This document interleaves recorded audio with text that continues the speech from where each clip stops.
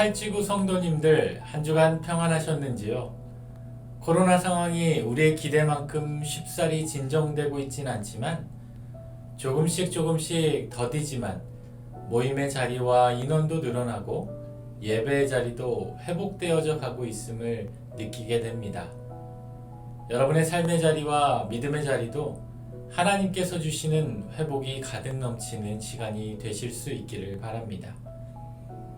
성경 공부를 계속 진행하게 되면서 힘을 얻게 되는 것은 공부했던 내용들 가운데 은혜가 되었던 말씀들을 저에게 피드백으로 주시고 또 공부하며 마지막 부분에 삶으로 적용하기를 통해 제안해드린 그 권면들을 삶 가운데 적용하고 계신다는 소식을 전해주실 때 말씀을 준비하는 교역자로서 큰 힘을 얻게 되곤 합니다.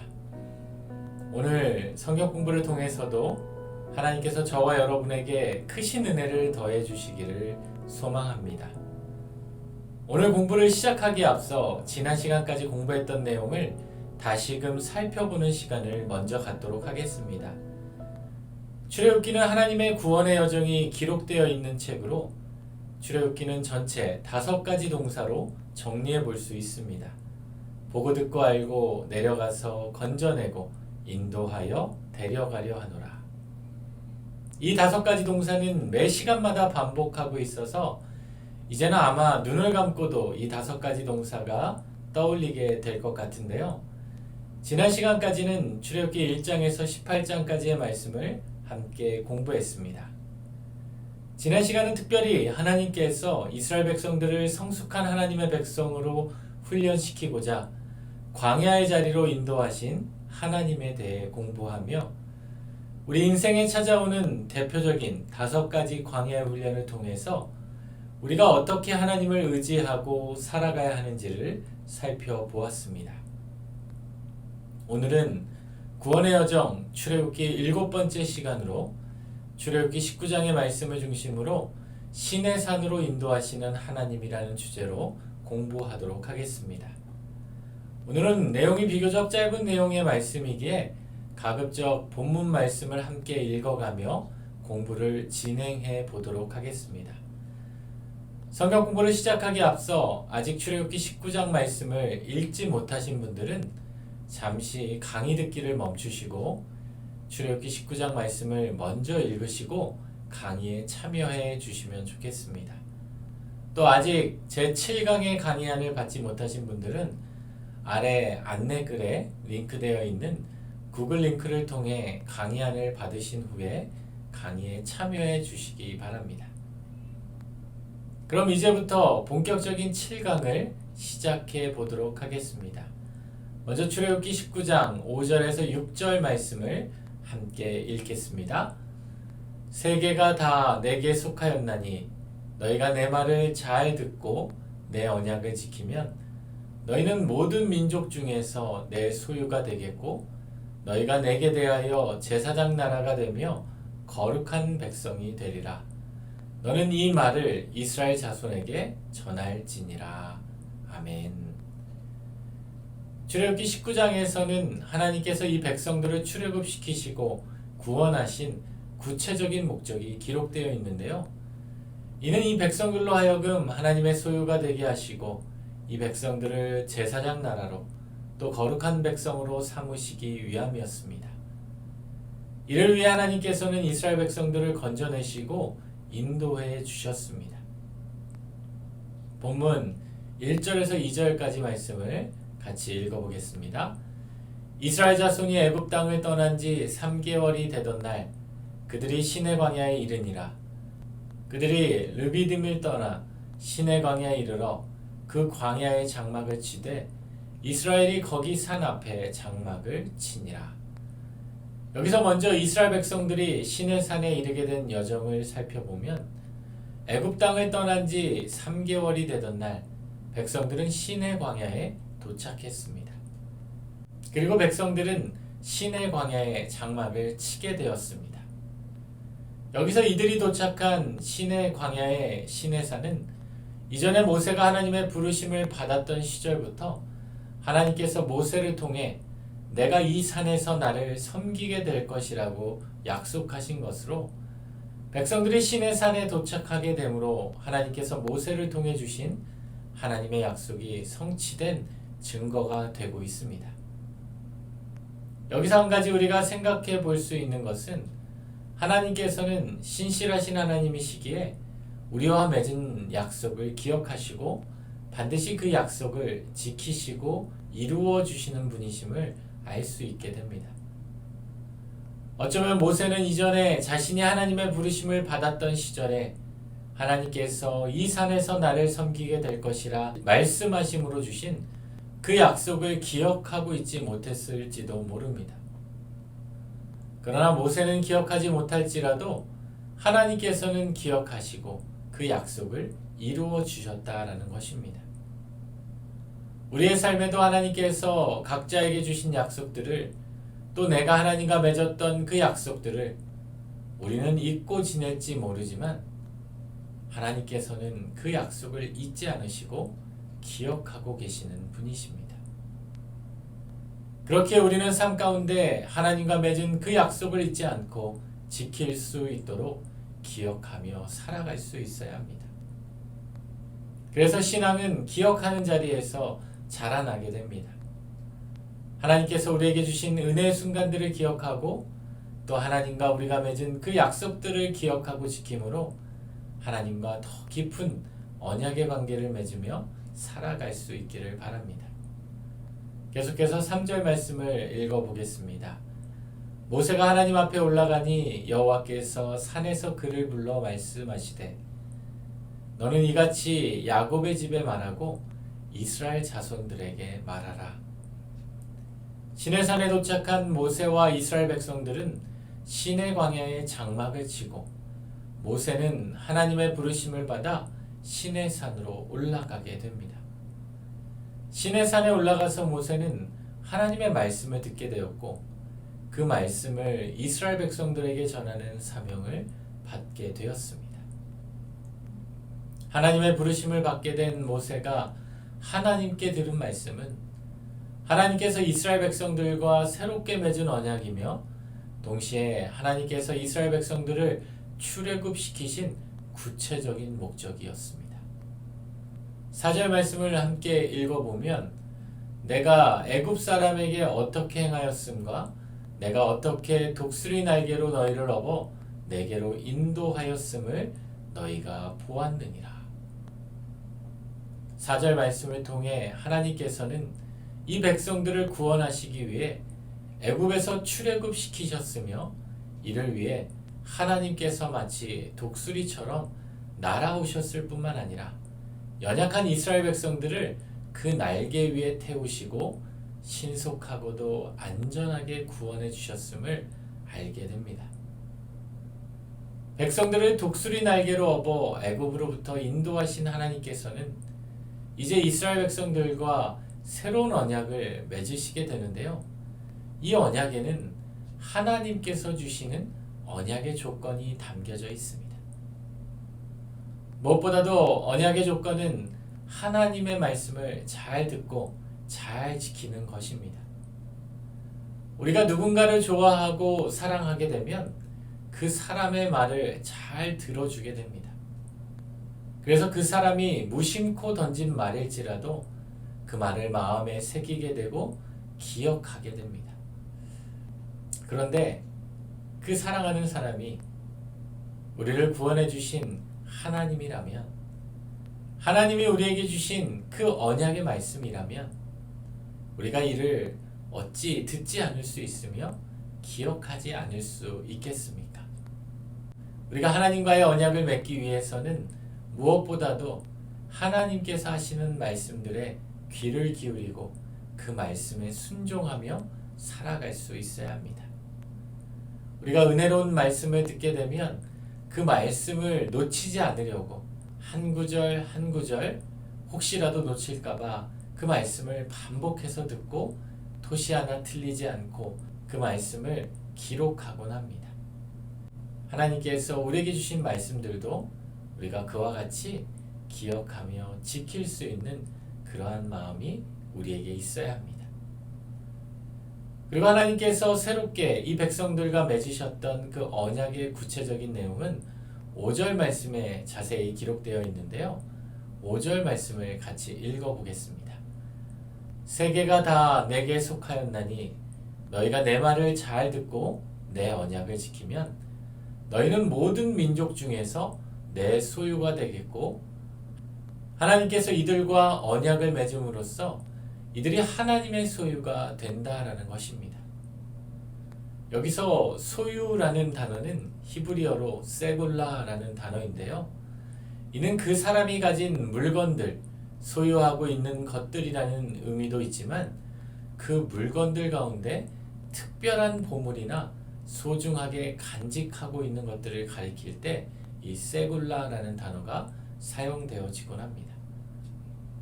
그래서 하나님께서 이 백성들을 모든 민족 중에 내 소유가, 내 세굴라가 되게 하겠다라는 말씀은 하나님께서 이 백성들을 앞으로의 삶을 하나님께서 책임져 주시고 이 백성들을 모든 민족 중에 하나님의 특별한 소유, 특별한 백성으로 삼으시겠다라는 하나님의 특별한 선택이요 언약임을 알 수 있게 됩니다. 또한 하나님께서 이스라엘 백성들을 하나님의 특별한 소유로 삼아 주셨던 이유는 6절 말씀에도 기록되어 있습니다. 6절 말씀을 함께 읽어보면 너희가 내게 대하여 제사장 나라가 되며 거룩한 백성이 되리라. 너는 이 말을 이스라엘 자손에게 전할지니라. 이들을 통해 하나님께서 이루고자 하신 하나님의 사명이 담겨져 있는 말씀인데요. 하나님께서는 이 백성들로 하여금 제사장 나라가 되게 하시고 또한 이들을 하나님의 거룩한 백성으로 살아가게 하시는 사명을 주셨습니다. 여기서 이스라엘 백성들을 향한 두 가지 사명을 살펴볼 수 있게 되는데요. 먼저는 제사장 나라의 사명입니다. 제사장이란 하나님께 드리는 그 제사를 주관하는 역할만 감당하는 것이 아니라 거룩하신 하나님과 백성들 사이를 중재하는 역할을 감당하는 자로 하나님께서는 모세를 통해 이스라엘 백성들을 만나 주셨듯이 이스라엘 백성들을 통해 열방을 만나 주시고 그들을 통해 열방을 품어 주시겠다라고 말씀해 주십니다. 즉 하나님께서 이스라엘을 제사장 나라가 되게 하시겠다라는 사명은 이스라엘이 이방인들을 하나님께로 돌아오게 하는 중재자 역할을 감당하는 나라가 되어야 한다라는 것을 의미해 주고 있습니다. 그리고 또 한 가지 이들에게 주신 하나님의 사명은 거룩한 백성으로서의 사명입니다. 거룩함이란 인간이 가질 수 없는 하나님만이 가지고 있는 성품 가운데 하나로 거룩하신 하나님께서는 자신이 거룩하시기에 자신의 백성들도 거룩한 삶을 살아가기를 원하십니다. 이 거룩이란 성품이 하나님만 가지고 있는 성품이기에 우리 인간이 이 거룩하신 하나님의 성품을 닮아가기 위해서는 많은 노력과 끊임없는 시간이 필요하게 됩니다. 그래서 거룩하신 하나님의 자녀로서 제사장 나라의 사명을 감당하기 위해서 이스라엘 백성들은 거룩한 백성으로 살아가는 사명을 감당할 수 있어야 했습니다. 여기서 우리가 또 한 가지 생각해 볼 수 있는 것은 오늘날 저와 여러분도 이스라엘 백성들과 같이 하나님의 언약 백성으로서 제사장 나라와 거룩한 백성의 사명을 감당해야 하는 존재라는 것입니다. 그렇게 오늘 우리의 삶 가운데에도 제사장 나라로서의 사명, 우리를 통해 이 세상에 믿지 않는 자들을 하나님께로 돌아오게 만드는 제사장의 역할을 감당하며 살아갈 수 있어야 하고 또한 거룩한 백성으로서의 사명, 우리의 삶 가운데 거룩한 하나님의 자녀로서 이 땅에서 거룩한 향기를 풍기며 살아갈 수 있도록 끊임없이 믿음의 훈련을 이어갈 수 있어야 합니다. 그러면서 우리는 이러한 사명을 하나님의 자녀로서 잘 감당하고 있는지를 돌아보게 됩니다. 여러분은 삶 가운데 제사장 나라로서의 사명, 또 거룩한 백성으로서의 사명을 잘 감당하며 살아가고 계신가요? 우리가 출애굽기 말씀을 공부하면서 하나님께서 우리를 구원의 여정으로 초대하시고 우리에게 주신 이 두 가지 사명을 잘 감당할 수 있도록 우리의 믿음의 모습을 점검하고 삶을 통해 끊임없이 그 사명을 지키며 살아갈 수 있도록 힘쓰고 노력하는 저와 여러분이 되실 수 있기를 바랍니다. 계속해서 시내산 언약의 말씀을 우리가 살펴보게 될 텐데요. 하나님께서 시내산에서 모세를 통해 이스라엘 백성들과 맺어주셨던 그 언약은 하나님의 일방적인 언약이 아니었습니다. 과거 애굽에서 이스라엘 백성들을 건져내실 때에는 연약한 백성들을 향한 하나님의 일방적인 구원의 단계였다면 시내산 언약은 홍해 바다를 건너고 광야를 지나며 하나님께서 주신 그 광야 훈련을 통해 영적으로 한 단계 성숙해진 이스라엘 백성들과 하나님과의 상호 언약이 되고 있다는 것입니다. 이는 마치 우리가 갓난 아이들을 대할 때와 이 아이들이 자라서 큰 아이를 대할 때 그 차이를 생각해 보면 쉽게 이해할 수 있게 됩니다. 이제 홍해 바다를 건너고 광야 훈련을 지난 백성들이었기에 하나님께서는 이 백성들이 영적 갓난아이의 단계를 지나서 이제는 큰 아이로 성숙한 신앙인으로 자라기를 원하셨습니다. 그래서 지금까지는 하나님 편에서의 전적이고 일방적인 언약이었다면 마치 하나님께서 독수리 날개로 이 백성들을 업어서 인도해 주셨다면 이제는 한 단계 성숙해진 신앙인으로서 하나님의 언약을 이루기 위해 그 언약을 준비하는 태도와 자세가 우리에게 필요하다라는 말씀입니다. 그래서 하나님께서는 시내산에서 백성들과의 언약을 맺으시며 이 백성들로 하여금 언약 백성으로서 준비해야 할 자세를 가르쳐 주고 있습니다. 먼저 7절에서 8절까지의 말씀을 보면 언약을 대하는 백성들의 태도를 살펴볼 수 있게 됩니다. 우리 이 시간 7절에서 8절까지 말씀을 함께 읽어보겠습니다. 모세가 내려와서 백성의 장로들을 불러 여호와께서 자기에게 명령하신 그 모든 말씀을 그들 앞에서 진술하니 백성이 일제히 응답하여 이르되 여호와께서 명령하신 대로 우리가 다 행하리이다. 모세가 백성의 말을 여호와께 전하매. 하나님의 부르심을 받고 시내산에 올라간 모세가 언약을 맺으시겠다라는 하나님의 말씀을 듣고 산에서 내려와 백성들에게 전하게 되자 이 백성들이 일제히 응답하여 여호와의 명령대로 행하겠다라고 다짐하고 있음을 알 수 있게 됩니다. 이전에 하나님을 향해 원망하고 불평하기에 바빴던 백성들이 이전과는 달리 일제히 응답하여 순종하겠다라고 결단하는 모습이 백성들이 홍해바다와 광야 훈련을 통해 이들의 믿음이 이전보다 한 단계 성숙해졌음을 알 수 있게 해줍니다. 그리고 이어지는 10절에서 15절까지의 말씀은 시내산 언약을 체결하기 위해 이 백성들이 구체적으로 준비해야 하는 모습들이 기록되어 있습니다. 백성들이 준비해야 하는 과정은 크게 세 가지로 나눠볼 수 있는데요. 첫째는 10절 말씀처럼 오늘과 내일 성결하게 하고 옷을 빠는 것입니다. 10절 말씀을 함께 읽어보겠습니다. 여호와께서 모세에게 이르시되 너는 백성에게로 가서 오늘과 내일 그들을 성결하게 하며 그들에게 옷을 빨게 하고. 여기서 성결하게 하고 라는 단어는 히브리어 카데시에서 나온 단어로 깨끗하게 하다, 거룩하게 하다 라는 의미를 지니고 있습니다. 이는 하나님께서 이 백성들을 구원하신 목적이자 이들을 통해 주신 사명이었던 거룩한 백성이 되도록 준비해야 함을 말해줍니다.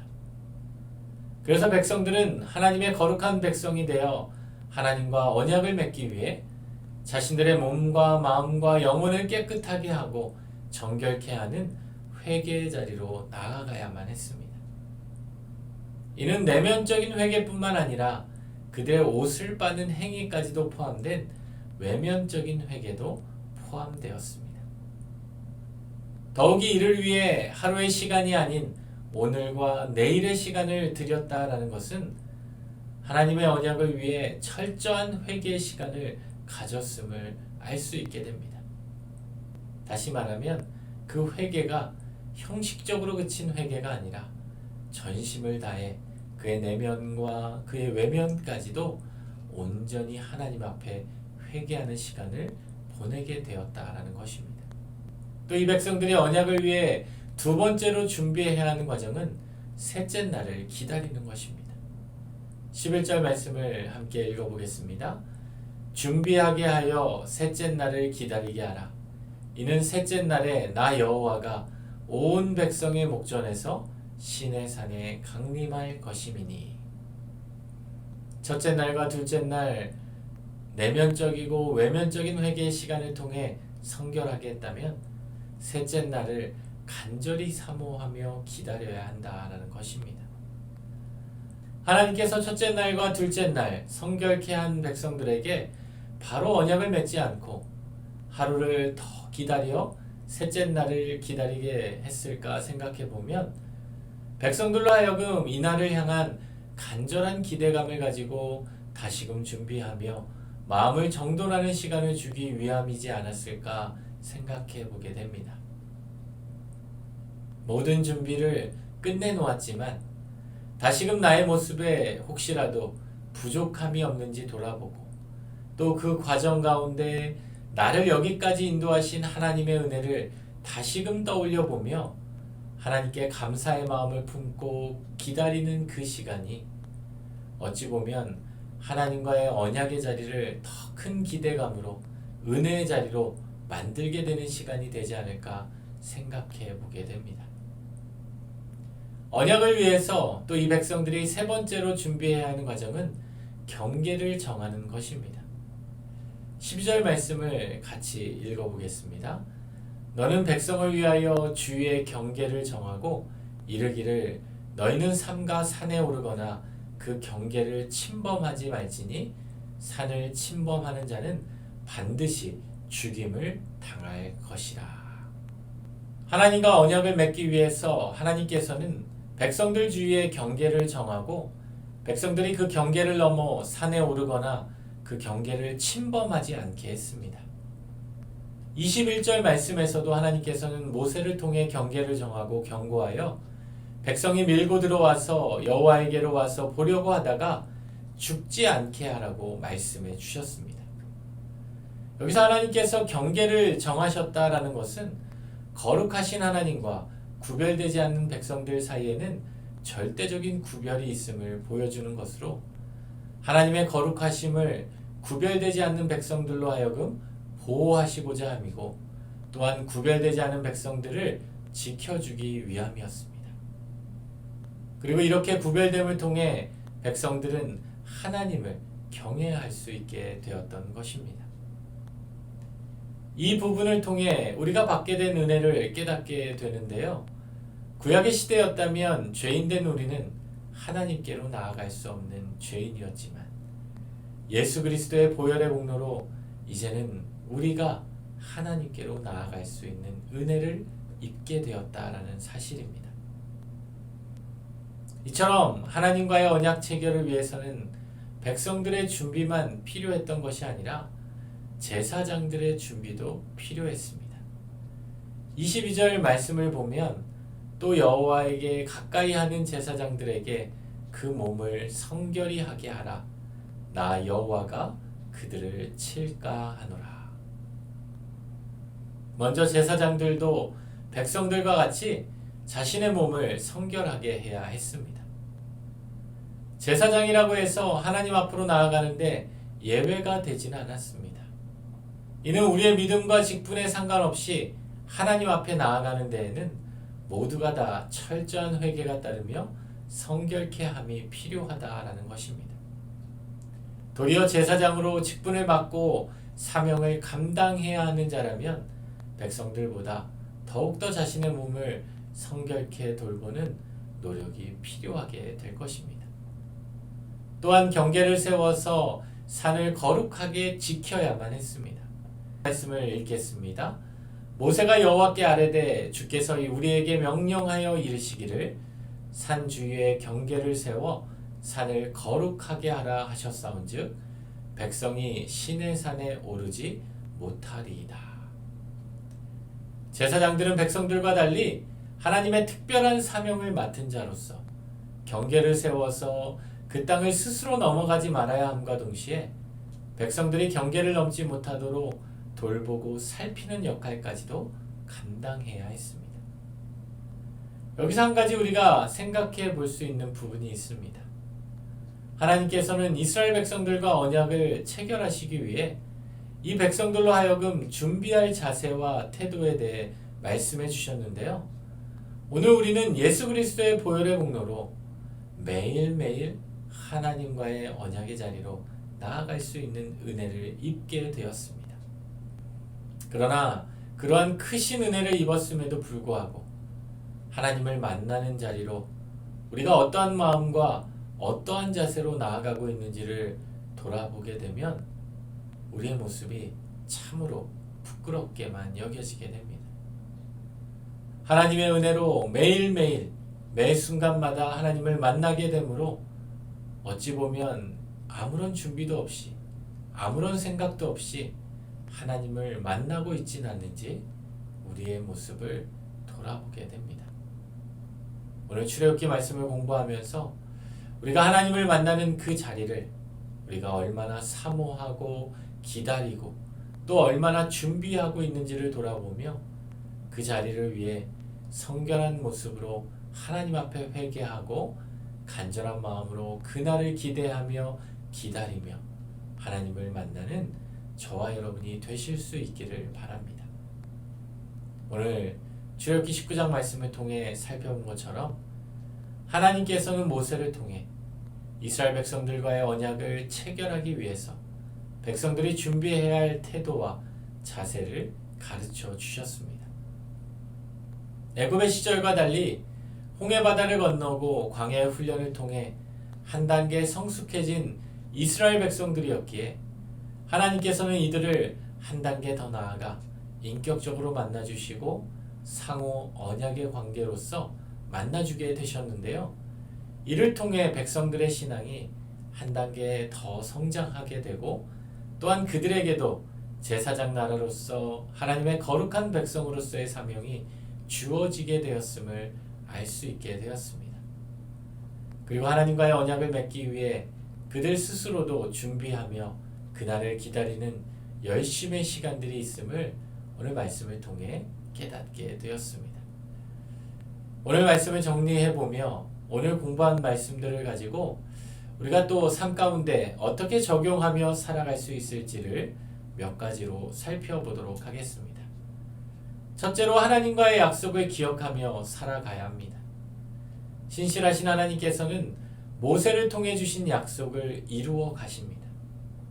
오늘 저와 여러분을 통해 주신 약속도 하나님은 반드시 이루어 주시는 분이십니다.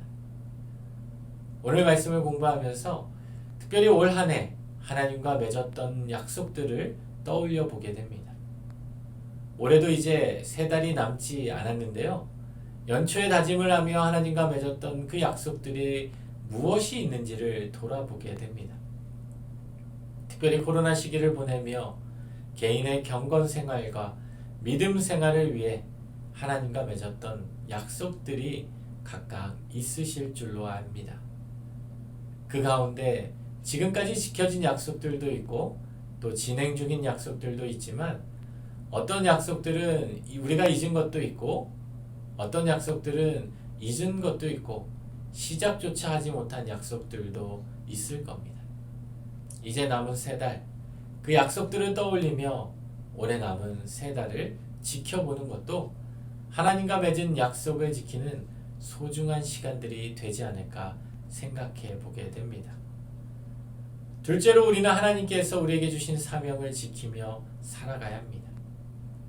어린아이의 신앙에서 홍해바다와 광야 훈련으로 한 단계 성숙해진 이스라엘 백성들에게 하나님께서는 제사장 나라로서 거룩한 백성으로서 사명을 전해주셨습니다. 이는 믿음 안에 살아가는 저와 여러분에게도 동일하게 적용될 수 있습니다. 먼저 하나님께서 나에게 맡겨주신 사명이 무엇인지를 깨닫고 그 사명을 삶 가운데 지키며 살아가도록 힘써야 합니다. 혹시 나에게 주신 하나님의 사명이 무엇인지 아직 깨닫지 못한 분들이 계시다면 다른 일보다 그 일을 생각할 때 내 마음이 설레이고 가슴이 뛰고 기쁨이 있게 된다면 그 일이 하나님께서 나에게 맡겨주신 사명일 수 있습니다. 또 다른 사람보다 나에게 특별히 많이 주어진 것들이 있다면 그것을 통해 이루어가는 것이 하나님께서 나에게 맡겨주신 사명일 수 있습니다. 이번 한 주 나에게 주신 사명을 찾아 그 사명을 다시금 살펴보고 삶 가운데 사명을 지키며 살아가는 한 주간이 되실 수 있기를 바랍니다. 셋째로 우리는 하나님을 만나는 자리를 준비하며 살아가야 합니다. 이스라엘 백성들과 언약의 자리를 통해 만나주신 하나님께서는 백성들로 하여금 또 제사장들로 하여금 하나님과의 그 언약의 자리를 위해 준비해야 할 자세와 태도를 가르쳐 주셨습니다. 이는 오늘 하나님을 만나는 우리의 예배 자세를 우리가 어떠한 모습과 자세로 준비하고 있는지 되돌아보게 해줍니다. 무엇보다도 하나님을 만나는 그 자리를 우리가 사모하고 기다리는 마음으로 우리의 마음과 뜻과 정성을 다해 준비하는 예배의 자리가 될 수 있도록 힘쓰는 한 주간이 될 수 있기를 바랍니다. 코로나로 인해 우리 예배 자리를 지키는 일이 더욱 소중한 시간이 되었는데요. 우리가 온라인으로 드리든 오프라인으로 드리든 우리의 예배 자리를 전심을 다해 준비하는 한 주간이 되실 수 있기를 바랍니다. 오늘도 출애굽기 19장 말씀을 통해 이스라엘 백성들을 신의 광야로 인도하시고 신의 산으로 인도하셔서 하나님의 언약 백성으로서 새롭게 언약을 맺으시는 하나님의 말씀들을 통해 우리가 하나님과 맺은 그 약속들을 다시금 떠올리고 또 삶 가운데 하나님께서 우리에게 주신 그 사명을 지키고자 힘쓰며 하나님을 만나는 그 자리를 기대하며 전심으로 준비하는 데 힘쓰는 저와 여러분이 되실 수 있기를 우리 주님의 이름으로 축원합니다. 기도하겠습니다. 하나님, 오늘도 하나님의 언약 백성으로서 신의 산으로 불러주시는 그 하나님의 놀라운 은혜가 오늘 이 함께 말씀 공부하는 우리 하나님의 귀한 우리 성도님들의 삶의 자리에도 찾아오셔서 우리를 통해 하나님을 더 깊이 만날 수 있는 은혜를 누리며 살아갈 수 있게 하여 주옵소서.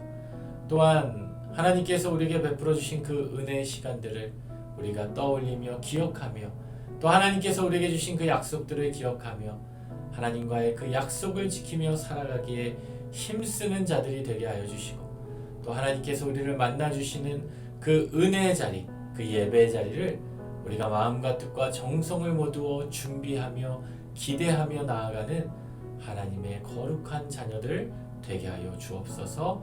예수님의 이름으로 기도드립니다.